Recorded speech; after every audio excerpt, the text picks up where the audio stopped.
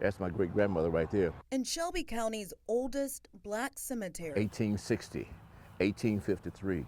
Dates marking a storied past of suffering. When I walk through the cemetery, tears come down my eyes because I can feel the pain that my family has gone through over the years. Through the crumbled concrete, there's one spot bare. I'll probably put the tombstone probably in here. Another date, April 28th, 1939. He was lynched at the Wilson Feed Store in Arlington. Ronald Morris is the nephew of Jesse Lee Bond. His uncle is buried just a few miles from where the then 20-year-old's life tragically ended, here at the S.Y. Wilson store.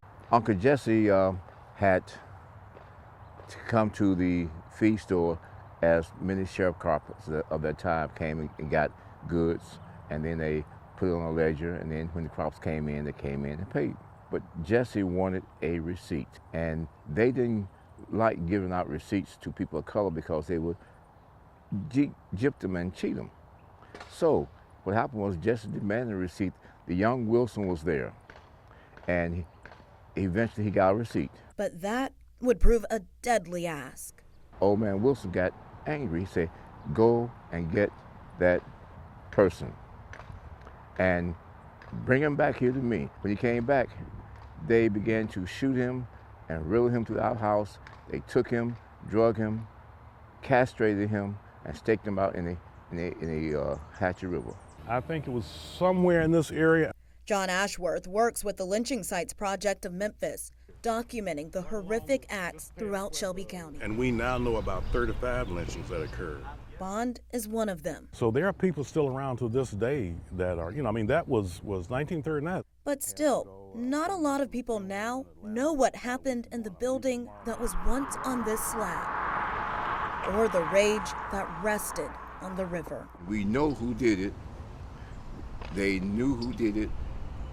The sheriff knew who did it. Everybody knew who did it. They covered it up, and they say it was an accidental drowning. How can you have an accidental drowning and you got bruises and bullet holes all through your body?